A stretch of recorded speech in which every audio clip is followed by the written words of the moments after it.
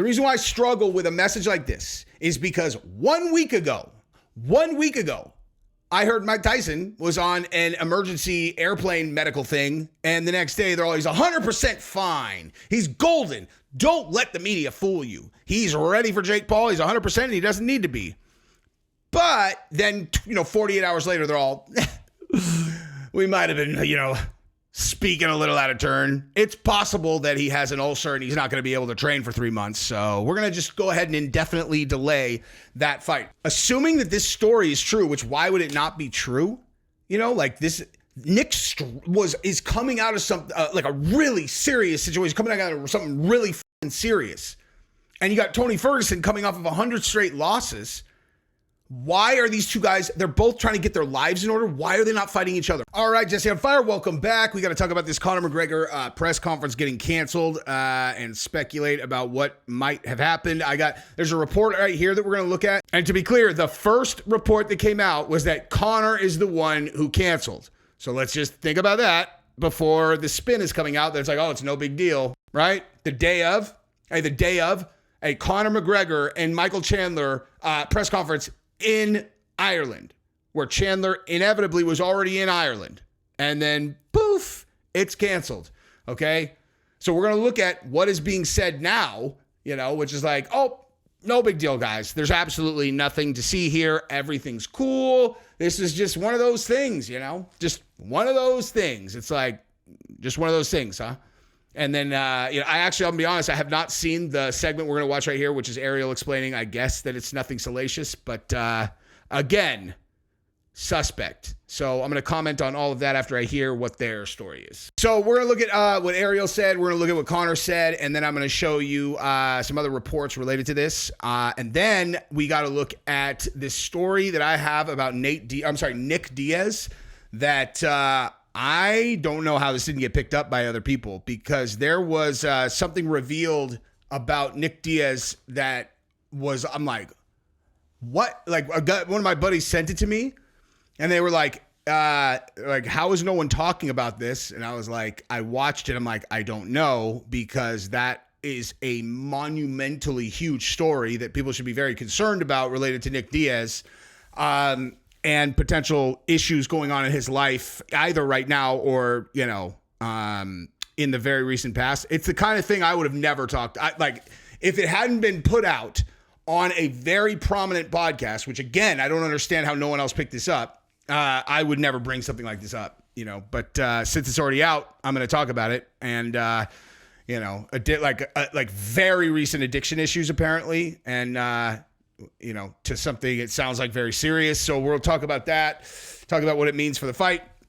And then I'm going to show you guys a clip from the most recent episode of me and Gabi's new show, because we talked about the TikTok cult. Oh my God. If you guys have not watched the documentary yet on Netflix called the 7M Dancing for the Devil, the 7M TikTok cult, we're going to talk about it. I'm both going to talk about it myself, and then I'm going to show you a clip from our new show, because if you aren't following that, I promise you're going to like it. I'll give you guys like a 5-minute clip at the end of this video of us talking about it, because A, the topic is awesome, and B, our channel is growing very fast. And so you got to get on it early, dude. So you can be like, dude, I was like subscriber number 5,000, when we have 500,000. That channel, I will absolutely guarantee you, is going to end up being bigger than this one. Much bigger, would be my guess. But nonetheless, so that's what we're going to do today. Buckle in, lots of fun stuff to talk about. Subscribe to the channel if you haven't yet. We're handshaking. Gentlemen's agreement. We've talked about this. If you're going to watch my content, please subscribe to the channel. Takes 1 second. Still says that like 35% of people who are watching my stuff have not subscribed. It's like, dude, are you guys serious? It's like, you can't just click subscribe. Jeez. Anyway, but like the video and let's rock and roll. All right, let's do this. So this was the very first thing that came out, which was heard from multiple sources that Conor McGregor canceled media obligations he had with UFC broadcast partners yesterday. Okay, so whatever that means. And then the press conference gets canceled on Monday in Ireland. Okay, you think an Irish press conference for Conor McGregor's comeback fight where Michael Chandler and all the UFC guys are already there. Did you see Chandler at the UFC on Saturday? Because I didn't. And you want to know what that means? It means he's already in Ireland, most likely, or was flying to Ireland. So, obviously you're going to show Chandler on the broadcast when he is the main character of the following, pay-per-view. So if he's not there, he's in Ireland. So let's continue. Let's watch this segment and we'll talk about it.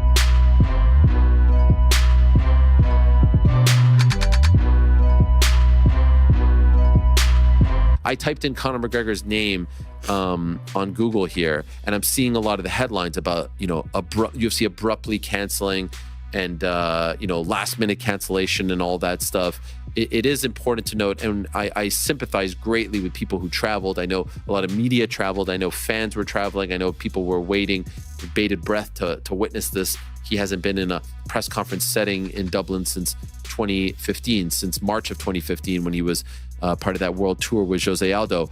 There's so many people that are probably disappointed right now, and I can't even imagine how Michael Chandler is feeling, because Michael Chandler has been sitting on this fight for well over a year, and he's probably staring at the days like a guy in prison, just like counting them off, just praying to get to June 29th, because just think about the legacy, think about the money, think about the purse, think about the sponsorship, think about everything that is at play and that can be gained by just making it to the fight and then the aftermath of the fight. Right.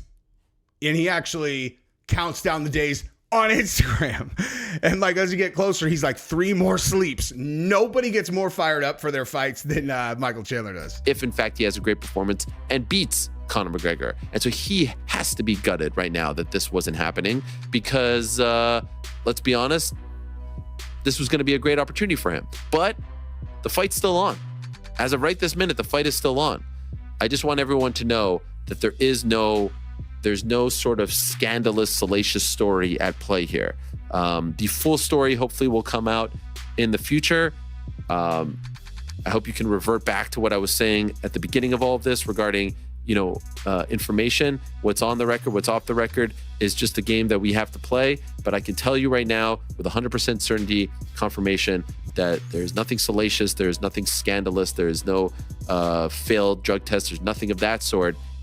And I understand why people are going there, by the way. Okay.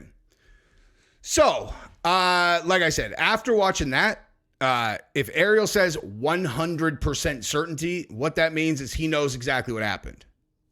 So, bottom line, he knows exactly what happened. If he says 100% certainty, there's nothing salacious, the fight is still on, then that is, I would say, almost certainly a fact. So that's good.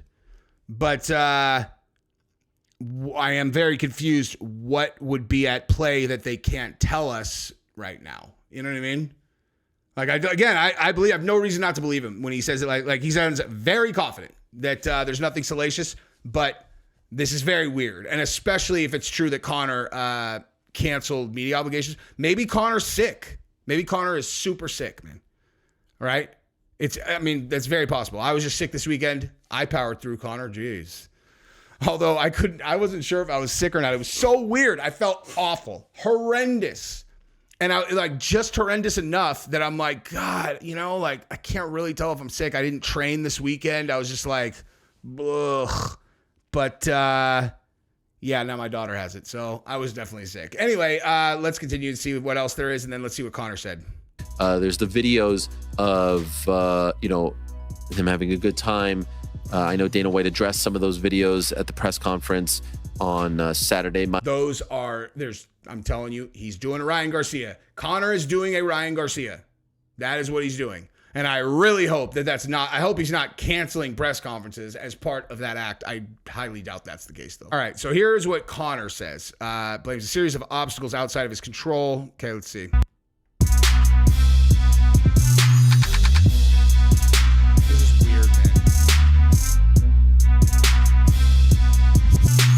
In consultation with the UFC, today's press conference was canceled due to a series of obstacles outside of our control. I apologize to my Irish fans and fans around the world for the inconvenience and appreciate all of your passion and support. I can't wait to put on the greatest all-time show in the octagon. Listen, I am gun shy on believing this kind of thing right now. I'm sorry. I'm not doubting Conor. I'm not doubting Ariel that he knows for sure it's nothing salacious or whatever. I just, if Ariel said, I hope the fight is still on, when he said 100%, I was like, okay, that sounds legit. As soon as he goes, but, we hope the fight goes off, you're like, What do you mean you hope, dude? Conor's never dropped out of a fight. What are we talking about? And the reason why I struggle with a message like this is because 1 week ago,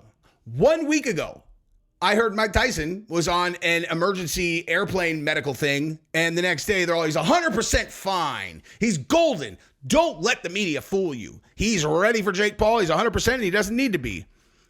But then, 48 hours later, they're all, we might have been, speaking a little out of turn. It's possible that he has an ulcer and he's not going to be able to train for 3 months. So we're going to just go ahead and indefinitely delay that fight. And I have a big story about that too. Because Jake Paul, maybe inadvertently or maybe not, put out a message the other day where I'm like, so the Tyson fight's off? Is the Tyson fight off? Because what you just tweeted means the Tyson fight's off. I don't know if you recognize that that's what you just said, but, I'm pretty familiar with timelines, right? So you guys were supposed to fight in July, okay? And so now you're saying this, and then you just floated a fight for when? So now we're planning on that? Because that certainly means that there's no Tyson fight. Right? So again, I'm gun shy on everything's cool, tweets. So let's see if there's anything else. There is not. Okay, so that is going to be that story for now. And now we're going to move over to this very concerning story about Nick Diaz. All right, so now we're going to get to the Nick Diaz story. And this is obviously a spoiler of where that story came from. It was on Tim's podcast. He had Joe Riggs on, who, if you don't know, I assume, no, I don't actually. If you don't know who Joe Riggs is, Joe Riggs was a very prominent UFC fighter back early 2000s and on from there. He was my favorite fighter back then. Possibly because he and I may or may not have looked very similar back then. We're right around the same age. And, he had bleach blonde hair. I had bleach blonde hair and some, bright tattoos. My tattoos were better than his, but I had a bright tattoo on my shoulder. So my friends all called me Joe Riggs and they thought it was fucking hilarious, but I really did like him. And I ended up meeting him later on. Nonetheless, he has a history of drug addiction. Okay. He knows, he had serious battles with opioids. And, as people know who know my background, I also have gone through, bouts with, with pills. Never fucking again. But years ago, I dealt with the same thing. I think in this community, honestly, you got two types of people, right? You have people who are biologically wired to get hooked on opioids. And I would say 90% of us have probably dealt with being addicted to those types of pills. And then on the other side, you have people who take Vicodin and they throw up or they fall asleep. If you've ever taken a Vicodin and it gave you energy, I will bet you right now, that you have had a bout with getting hooked on those things. Okay. If you've ever taken a Vicodin and you got energized and were like, wow, man, I feel like I could take on the world. I bet you that you also got hooked on them. There is no shame in that, dude. None whatsoever. So it is what it is, life's not super easy. Well, at the very least, life's boring. We'll talk more about this afterwards. I don't want to step on the story. Let's watch this. But my only point about bringing up Joe Riggs is he's in the addiction community. Okay. He's in the addiction community. And if you don't know what that means, it's a connected community where people are in groups and stuff like that. People talk so him saying, I know for a fact it's a credible source. So let's just listen to what he said here. First round, Robbie. Looked like vintage Nick Diaz. Boom, boom, boom, boom. I know. I know some personal things about Nick right now. I don't know how this is possible. Bad? Yeah. He just stopped doing. He was addicted. Do we know, or do we just? Yeah, is it just? You see, we don't know that. Yeah, I do. Oh, you do. Yeah. How do you do? And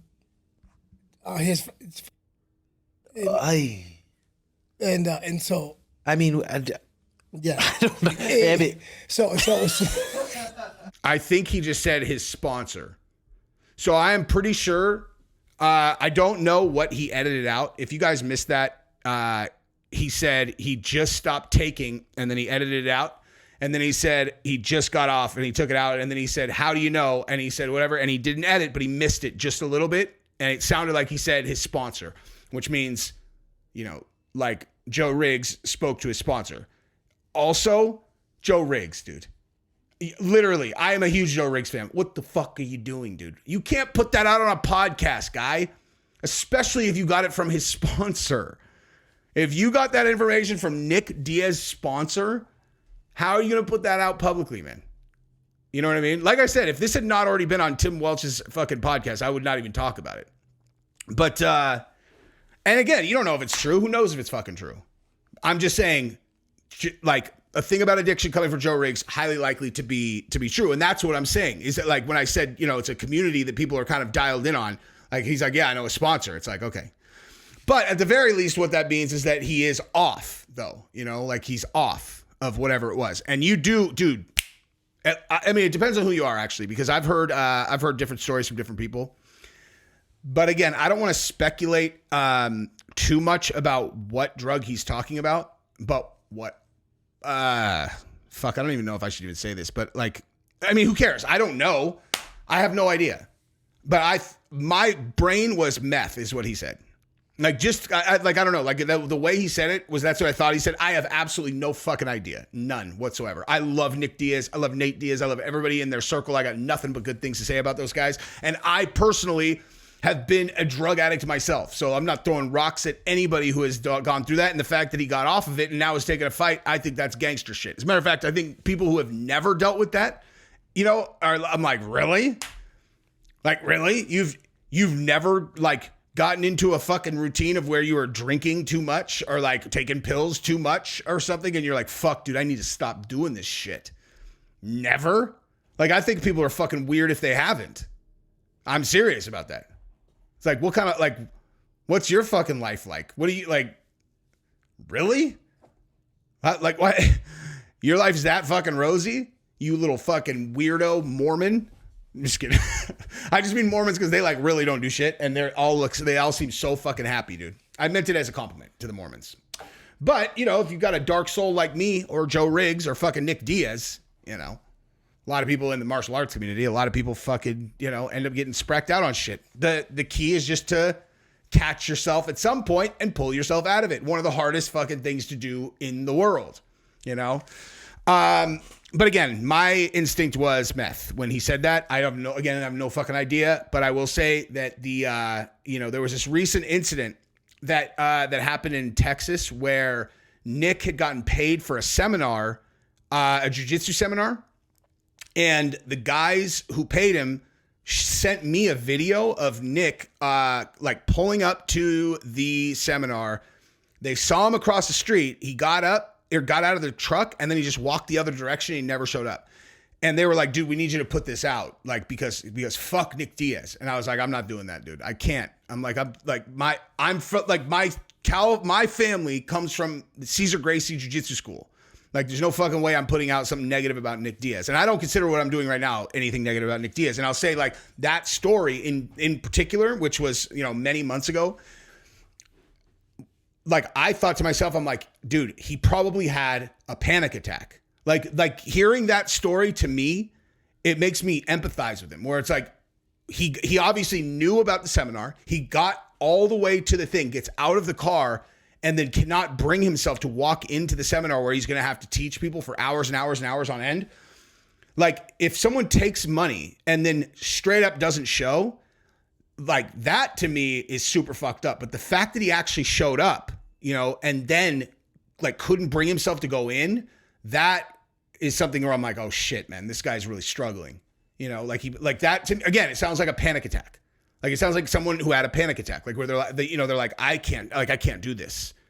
I literally can't do this. There are lots of people who do not fucking do well in a room full of people who are like, like, does Nick seem like a guy who really loves being famous and having a bunch of people come up to him, want to talk to him and, you know, take pictures or whatever? Or does he look like a kind of guy that would give him a fucking anxiety attack, especially if he's going through something?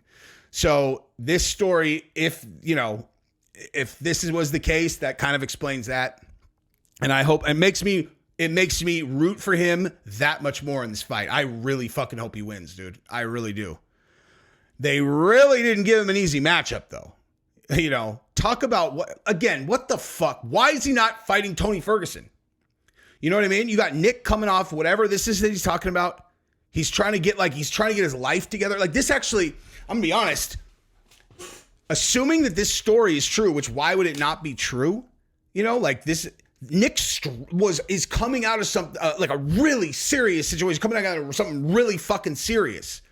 And you got Tony Ferguson coming off of 100 straight losses. Why are these two guys, they're both trying to get their lives in order. Why are they not fighting each other? Why on earth do you have Nick Diaz fighting Luque? Luque's a killer. He's 32 years old. He's still in his prime. You got Tony Ferguson at the tail end of his career, and you got him fighting another guy who's a killer, but he's, you know, just because he's a submission artist, they're like, oh, let's not let him get punched in the head. I mean, that's the only thing that I can think of. The only thing I can think of about why Tony Ferguson and Nick Diaz are not fighting is because the UFC, the only kind of where if I can look at them and go, you know what, actually, that's actually pretty fucking cool. It's the only story that I can tell myself is that the UFC goes, if Tony Ferguson fights Nick Diaz, he's going to get punched in the head 500 times. Like, he's going to take so much head trauma, it's going to be incredibly damaging to his brain. And that's not impossible, because that is exactly what happens with Nick Diaz. He punches real slow, but he's very precise, and it's bang, bang, bang, bang, bang, bang, bang. And you could see Tony Ferguson getting his brain banged around. Nick Diaz doing a 5-round co-main. That's the only thing that I could think of that would make any sense. Otherwise, I don't know, man. So I hope Nick is all right. I love Nick Diaz. I am not in any way talking shit about him in this segment at all. Last but not least, we're going to talk a little bit about this 7M TikTok cult, and you're going to watch me and Gabrielle discuss it. And that this is like a 5-minute segment that I pulled from this video, and this is a 36-minute video that's on our other channel. The link to our other channel is in the description. It's I think I have it titled as the #1 podcast in the world. So click on that link. You can go over there. You can watch this entire video if it looks interesting to you. But that channel is growing fast, dude. I, again, will promise you it will be a bigger channel than this one. I think it'll be much bigger, actually. So give it a look, dude. Enjoy. I love you guys. If anyone ever says to you, cut your family out of your life completely. That's not a good person. Dude. Yeah. Okay? If none of your family members have ever had sex with you or beaten you into a fucking coma or consistently abused you, then that is not the position of any other person on planet Earth to fucking tell you. Cut your family out of your life? How long have I known you? Well, 6 months, but I am a man of God, so, no one's ever going to care about you more than God does, and I'm just here to tell you the truth about that. It's like, when people say that religion is the opioid of the masses, it's like, I always hear that. I'm like, I don't know, dude. Like, it's okay for people to have faith. It's like, for sure. It is the opioid for retards in situations like this, though, right, where you're like, it's like, or what's a better way to put this? It can be used as an opioid by predators on dumbbells. That's true. Does that, you know what I mean? Like, it's not like all religion is just, it's just the opioid of the masses. If you believe in God, then you're like a fucking dumb. I'm not talking about that. Right. But predators can use it like a narcotics dealer would to trap people. Because people's faith is so strong. It's very easily manipulatable. What's the word? Manipulatable? Wait, no. It makes manipulative people very bad. There's a word there. Yeah. Someone tell us down in the comments. So, Gabrielle, what do you think the likelihood of you ending up in a cult is if I wasn't around? I probably could have ended up in a cult. I know that about myself. Correct. But I probably would have been happy in a cult. So I think that there are cults that you can get in where no one's happy. Right. And you don't realize that you're not happy. I also think I would break out of the cult. I know you don't think I would, but... Oh, you're so cultable. It's crazy. It's crazy how cultable you are. Mm-hmm. She's so good at assimilating into groups. I've had to my whole life. I don't know how you got so...